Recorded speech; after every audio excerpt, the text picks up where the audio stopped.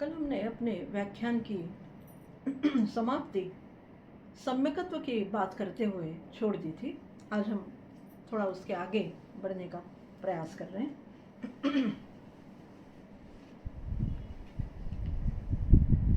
जीवन में दिखाई देने वाले लौकिक और अलौकिक सौंदर्य,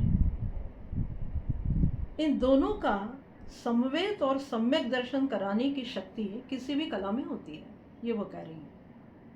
सम्यकता तो जरूरी है, पर उसके पीछे लौकिक और अलौकिक दोनों तरह की कलाएं या दोनों तरह का सौंदर्य जब सम्यक रूप से हमारे सामने आता है, तो ये सम्यक रूप लाने की ताकत केवल कला में होती है, और उनमें भी संगीत कला जो है उनमें सबसे ज़्यादा होती है। ये वो सम्यकत्व के बारे में कह रही हैं। आगे वो कह रहे हैं कि इसीलिए इस सम्यकत्व के कारण ही जीव और शिव की एकात्मता का सुंदर उदाहरण कोई है तो वो संगीत है या कला है, दोनों उन्होंने कहा है। भाव सौंदर्य का अलौकिक स्तर माने आत्मा की अनुभूति। मैं पहले भी बात कर चुकी हूँ कि ये दर्शन परक अध्यात्म है संगीत का, स्वरार्थ रमणी माने स्वरार्थ रमणी संगीत का दर्शन परक अध्यात्म है, ऐसे हम उस पुस्तक की व्याख्या कर सकते हैं। वही बात यहाँ सिद्ध कर रही है वो कि जीव और शिव की एकात्मता का सबसे सुंदर उदाहरण यदि कोई है तो वो कला है, और भाव सौंदर्य का अलौकिक स्तर जो है वो चूंकि आत्मा की अनुभूति है, इसलिए सत्य शिव सुंदर जो हमारे यहाँ बड़ी प्रचलित दर्शन परक व्याख्या है उसकी, तो सत्य शिव सुंदर के एकीकरण होने पर जो कुछ निसृत होता है वही ब्रह्मानंद सहोदर है। ये वो बात कह रही है कि किसी भी कला में जब तक सम्यकत्व नहीं आता, जब तक भाव सौंदर्य नहीं आता, जब तक एकात्मता, जैसे जीव शिव की एकात्मता, वैसे ही कि स्वर लय जो भी कुछ संगीत में तत्व है उनकी एकात्मता नहीं होती और उनका सौंदर्य सामने नहीं आता, तब तक, और फिर वो अनुभूत नहीं होता, तब तक आपको उससे ब्रह्मानंद सहोदर की प्राप्ति नहीं हो सकती। वो यदि आपको चाहिए तो आपको एकात्मता को, संगीत के जो तत्व है उनकी एकात्मता को आपको समझना होगा। और वो कैसे समझना होगा? जैसे जीव शिव या सत्य शिव सुंदर है। ये उसकी व्याख्या है। इसके पश्चात हमने थोड़ा सा शरीर, जीव, प्राण, आत्मा, मनोवस्था, चित्त, मन, बुद्धि, इनके परस्पर संबंध पर चर्चा की है, पर वो चर्चा को मैंने यहाँ बहुत ज़्यादा विश्लेषित नहीं किया है, क्योंकि वो बहुत प्रत्येक पाठक को पढ़ने वाली चीज़ है। वो अपना अपना पढ़ें आप, तो ही आप उसको समझ सकते हैं। मैं यहाँ उसका विश्लेषण करूँ ये उतना उचित भी नहीं होगा और ठीक भी नहीं होगा। बुद्धि, मन, चित्त और इंद्रिय और अवयव, ये सब जब सम्मिलित रूप से संतुलित होकर चले तो आपका जीना सहज होता है, सरल होता है। ये एक शरीर शास्त्र की व्याख्या उन्होंने वहाँ पर दी है। पर आगे वो ये कह रही हैं कि इसी स्वस्थ शरीर और सौंदर्यपूर्ण जीवन ही परम आनंद का कारक होता है। मतलब उनका ये कहना है कि यदि आप अच्छे संगीत की उपलब्धि चाहते हैं तो केवल संगीत सीखना या केवल अभ्यास करना उसका, या केवल उस पर चिंतन करना, या केवल उसका शास्त्र पढ़ना, या केवल उसकी क्रिया को जानना काफ़ी नहीं है। उसके लिए, उन सब चीज़ों को करने के लिए आपको स्वस्थ मन के साथ स्वस्थ शरीर और जीवन आपका सुखी, मतलब सौंदर्यपूर्ण होना चाहिए। तब जाके आपको उस कला से आनंद की प्राप्ति जल्दी संभव है, वरना आपको बहुत समय देना पड़ सकता है। कि शरीर स्वस्थ तो जीवन सुंदर, ये धारणा प्राय आम भारतीयों की होती है, ये वो कह रही है। किंतु ये धारणा तब अधिक बलवती होती है जब स्वस्थ शरीर में, मैं पूरा उनका ही वाक्य ये पढ़ रही हूँ, कि जब स्वस्थ शरीर में अवस्थित चेतना को भी आप जीवंत मानते हैं और फिर उस परम चेतना को स्वीकार कर जीना सीखकर उसको संरक्षित और संबंधित करने के लिए उद्यत होते हैं, तब जाके आपको संगीत का आनंद या संगीत का सौंदर्य या संगीत की अनुभूति या राग की अनुभूति या राग से संवाद करने की शक्ति आपको प्राप्त हो सकती है। मतलब इसमें शरीर शास्त्र, मन स्वास्थ्य या मानसिक शास्त्र जिसको आप कहते हैं, इन सब का बड़ा क्या कहना चाहिए, एक मिश्रण करके उन्होंने ये बात कही है।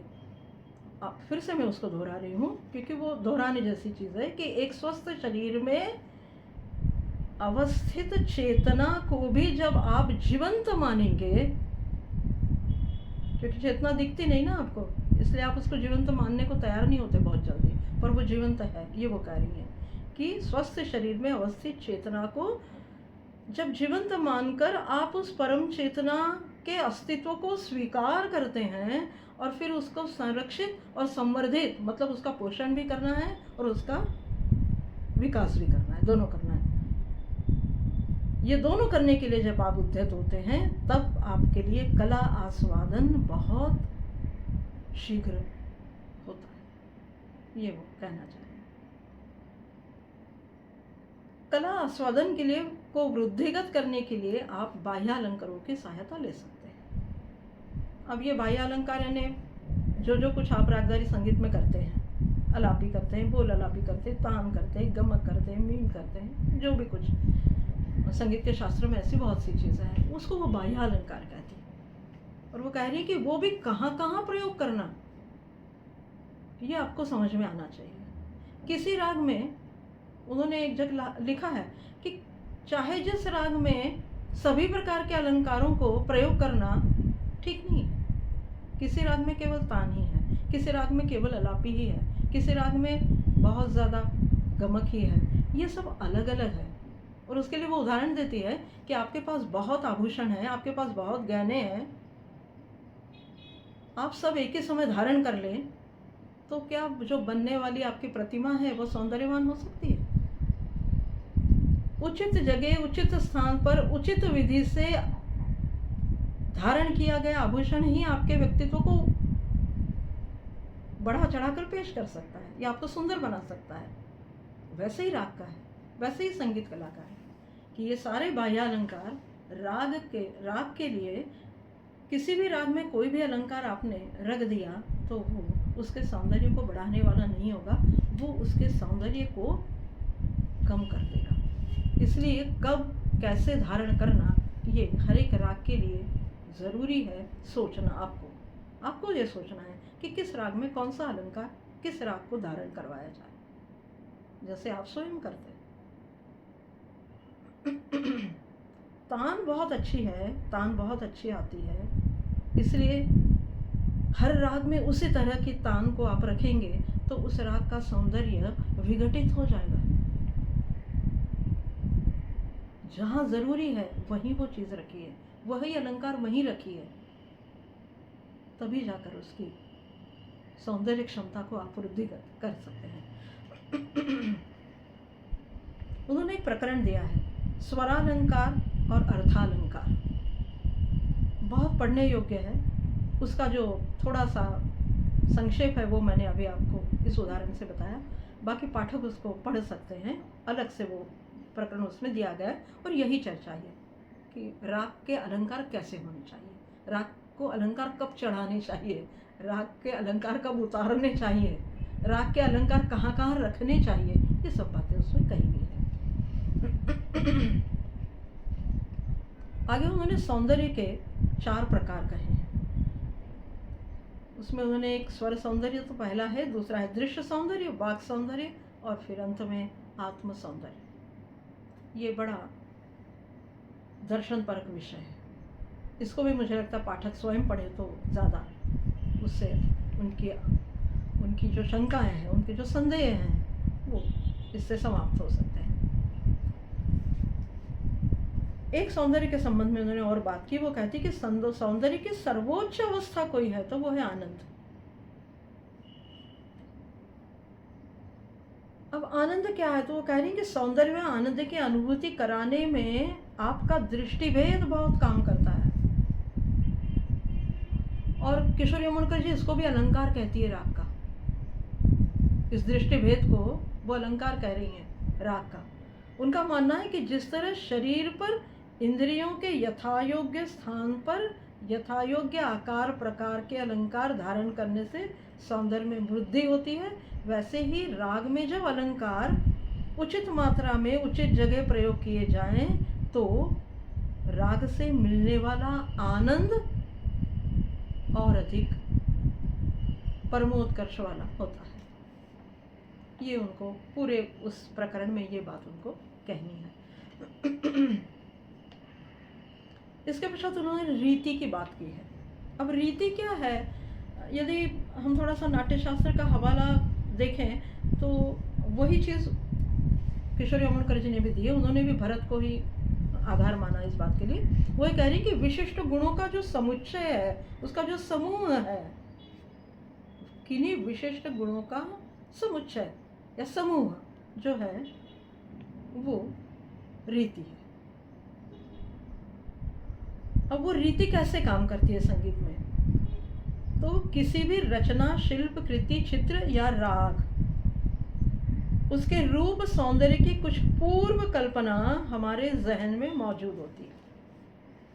आपको यदि कोई एक राग गाना है, वो ये कह रही हैं कि यदि उस राग को आपको गाना है तो आपके दिमाग में, आपके मन मस्तिष्क में पहले से उस एक राग की छवि तैयार होती है। बागेश्री गाना है, आप निरंतर राग गाने के 1-2 दिन पहले से आपके मन में उस राग की एक छवि तैयार हो जाती है। उसको उन्होंने रूप सौंदर्य कहा है। राग का रूप सौंदर्य या राग की रूपाकृति आपके जहन में, आपके मन में, आपकी कल्पना में तैयार हो जाती है। उसके बाद फिर आप वो राग पेश करते हैं। ऐसा नहीं कि आप एकदम उठ गए और आपने कोई भी राग पेश कर दिया, ऐसा नहीं होता। उसकी एक पूर्व कल्पना आपके मन में होती है।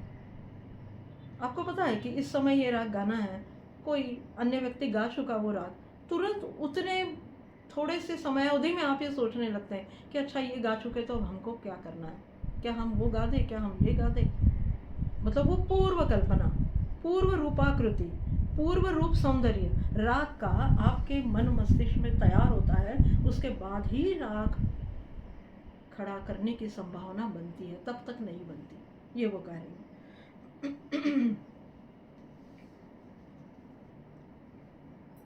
अब वो आगे ये कहती हैं कि राग प्रस्तुतिकरण में शैली का बहुत महत्व है। कई बार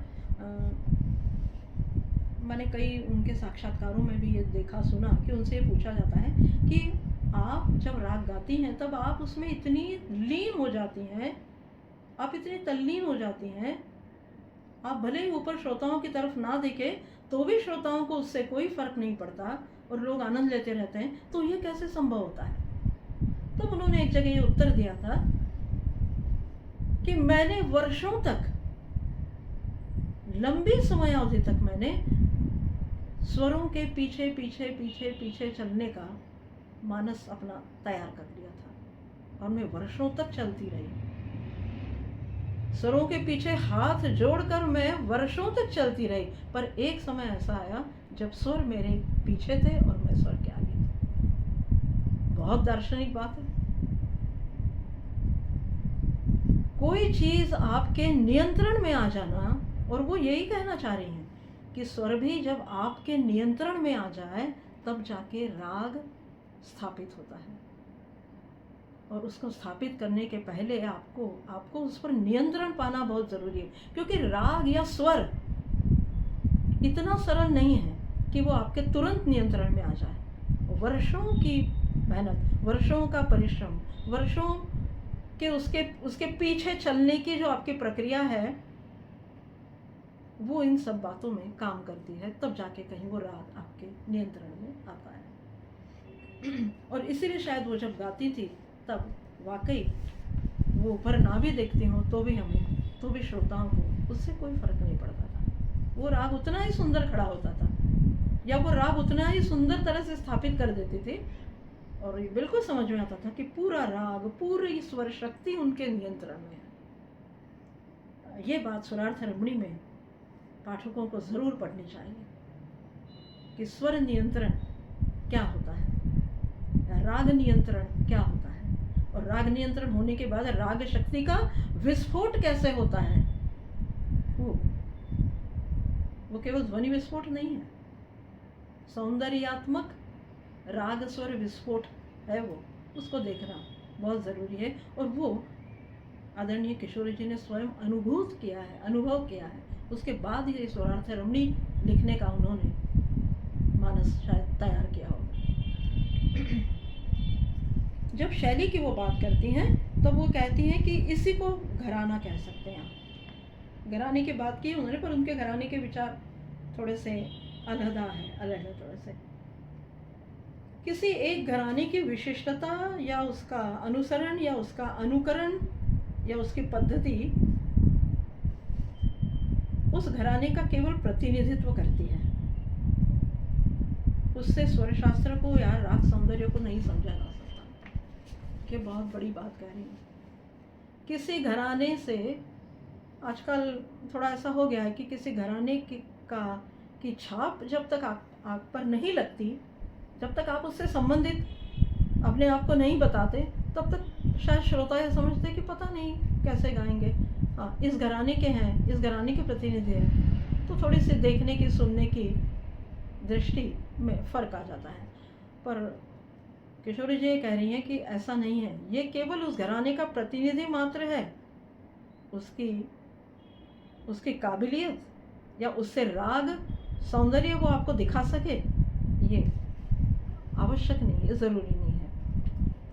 तो कैसे होना चाहिए? तो उन्होंने कहा व्यक्तिगत शैली और विशेषता, साथ में घराने की शैली, उसके साथ भावपूर्ण शैली और फिर सौंदर्यपूर्ण गायन, इन सब चीज़ों का जब मिश्रण होगा तब जाके आप उसको व्यक्तिगत शैली कह सकते हैं, तब तक नहीं होती। कारण प्रत्येक व्यक्ति की वृत्ति में अंतर होता है और ये वृत्ति राग गायन में बहुत बड़ा काम करती है। ये वृत्ति और प्रवृत्ति का फर्क उन्होंने भरत के नाट्यशास्त्र से लिया है, वहाँ पर भी ये बताया गया है कि वृत्ति बनती है और प्रवृत्ति दिखती है, ऐसा नाट्यशास्त्र में कहा गया है। वही बात उन्होंने यहाँ भी की है। एक उदाहरण उन्होंने उसमें दिया है, वो कहती कि राग प्रस्तुतिकरण के समय व्यक्तिगत वृत्ति के साथ साथ राग की मूल प्रवृत्ति को ठेस ना पहुंचे, इस बात को समझकर फिर राग गायन करना चाहिए। मैं फिर से उसको पढ़ रही हूँ कि राग प्रस्तुतिकरण के समय व्यक्तिगत वृत्ति के साथ साथ राग की मूल प्रवृत्ति को समझकर फिर यदि वो प्रस्तुत करे, उसको ना ठेस पहुंचाए और फिर प्रस्तुत करे, तब जाके कहीं राग प्रस्तुति सुंदर आपकी हो सकती है।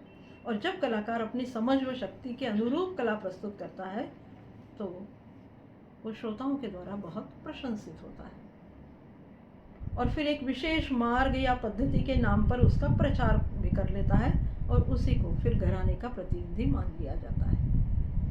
पर वो इनसे सहमत नहीं है।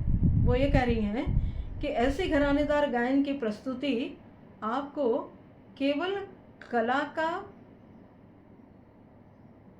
आनंद भी नहीं कह रही मैं उसको, आपको कसरत जो है सांगीतिक वो करवा सकती है, एक सांगीतिक कसरत का आनंद आपको वो दे सकती है, किंतु वो प्रस्तुति आपको आत्मानंद की प्राप्ति कराए, इसमें बहुत बड़ा संदेह है।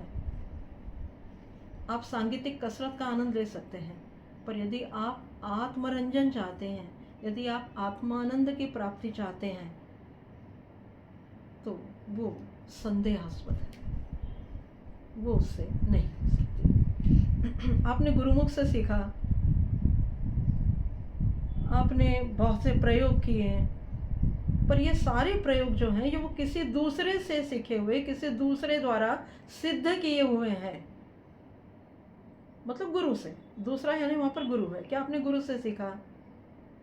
गुरु ने जो कहा वैसा ही प्रयोग किया, वैसे ही आप प्रस्तुत हुए। ये सब कुछ जो है ये दूसरे द्वारा किया गया है, आपने क्या किया है। पर ये चीज़ जब आप स्वयं स्वानुभव से समझकर प्रस्तुत करेंगे तब शायद आपका राग विस्तार और ज़्यादा व्यापक होगा। मतलब राग गाने के लिए आप कितना भी गुरुमुख से सीख लें, आप तब तक आत्मानंद में लीन नहीं हो सकते जब तक आप स्वानुभव से उसकी प्रस्तुति नहीं देते, तब तक राग आप खड़ा नहीं कर सकते। ये उसकी विशेषता है।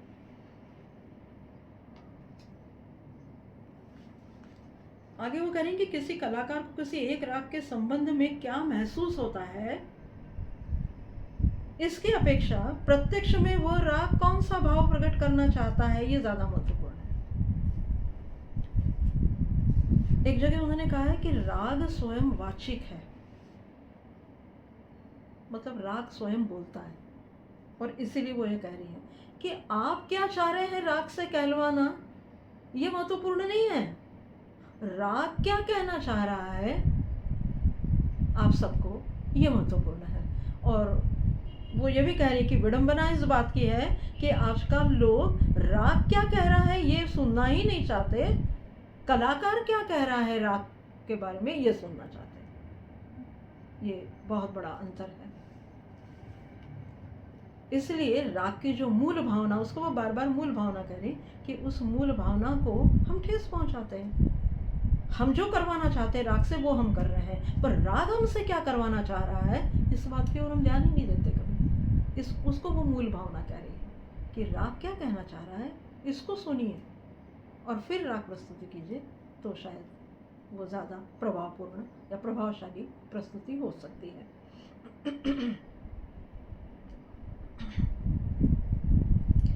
उसके बाद उन्होंने और भी बहुत सी बातें की हैं, पर वो शायद जब आप स्वरार्थ रमणी पढ़ें तो ज़्यादा अच्छे से हो सकता है। रस का फिर उन्होंने थोड़ा सा एक संक्षेप विवेचन उसमें किया है।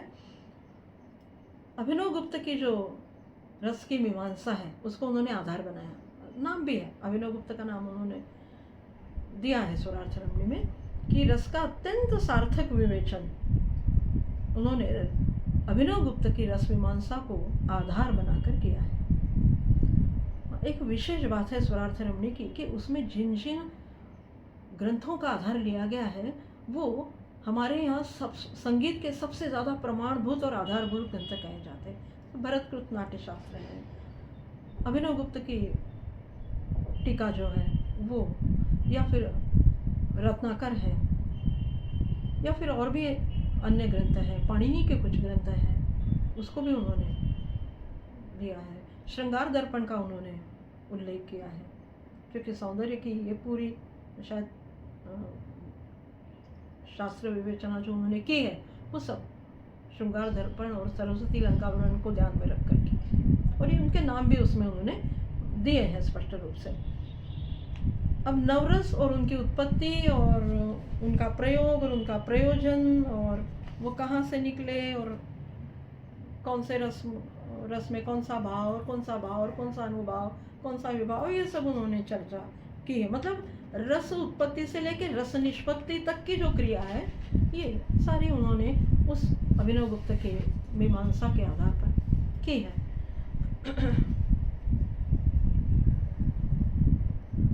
रस के बारे में एक बात उनकी महत्वपूर्ण है जिसकी चर्चा हम थोड़ी सी यहाँ पर करेंगे, कि वो कह रही है कि किसी भी राग में रस का प्रभाव अबाधित रहना बहुत जरूरी है। अब वो शब्द प्रयुक्त कर रही है अबाधित, जिसमें कोई बाधा उपस्थित ना हो, क्योंकि प्रवाह यदि बाधित होता है तो फिर वो खंडित होता है, और खंडित होने के बाद सौंदर्य और भाव की निष्पत्ति प्रभावित होती है। इसलिए वो बार बार ये कह रही कि परम सुखानुभूति का जो मार्ग है वो रस है। ये वो रस की व्याख्या कर रही है। परम सुखानुभूति का जो मार्ग है वही रस है। यही रस का मुख्य उद्देश्य है कि परम सुखानुभूति होनी चाहिए, और उसकी प्राप्ति करने के लिए उसका प्रवाह अबाधित रहना बहुत ज़रूरी है। इसीलिए राग में स्वरों का सौंदर्य प्रवाह निरंतर रहना चाहिए, तभी जाके रस मिल सकता है। यदि सौंदर्य प्रवाह में बाधा उपस्थित होती है तो फिर वो नहीं हो सकता। और एक वाक्य उनका मैं पढ़ रही हूँ, वो कह रही हैं कि श्रोताओं को सुख दुख की लपटों से दूर रखते हुए और सांसारिक झंझावातों से थोड़े समय के लिए मुक्ति दिलाने के लिए निरंतर सौंदर्य, अर्थ और भाव के त्रिभुज में बांधे रखना ही रस निष्पत्ति का बेहद आवश्यक और जरूरी तत्व है। संगीत कला चूंकि श्रवणीय है, इसलिए उसमें ध्वनि का भी महत्व है। इसलिए आगे वो रस के साथ साथ वस्तु ध्वनि, अलंकार ध्वनि और रस ध्वनि, ऐसे 3 ध्वनि के प्रकार बताकर उस प्रकरण को वो समाप्त करती है। पर उसका जो मुख्य उद्देश्य है या उसका जो संक्षेप है या उसका जो सार है, वो इसी बात में है कि यदि आपको रस प्राप्ति चाहिए, आपको रसानुभूति चाहिए, तो आपको सौंदर्य, अर्थ और भाव, इन तीनों के त्रिभुज में बांधे रखना आना चाहिए, तभी रस निष्पत्ति संभव हो सकती है। आज हम व्याख्यान यहीं समाप्त करते हैं। इसके अगले भाग में हम आगे की चर्चा करेंगे। नमस्कार।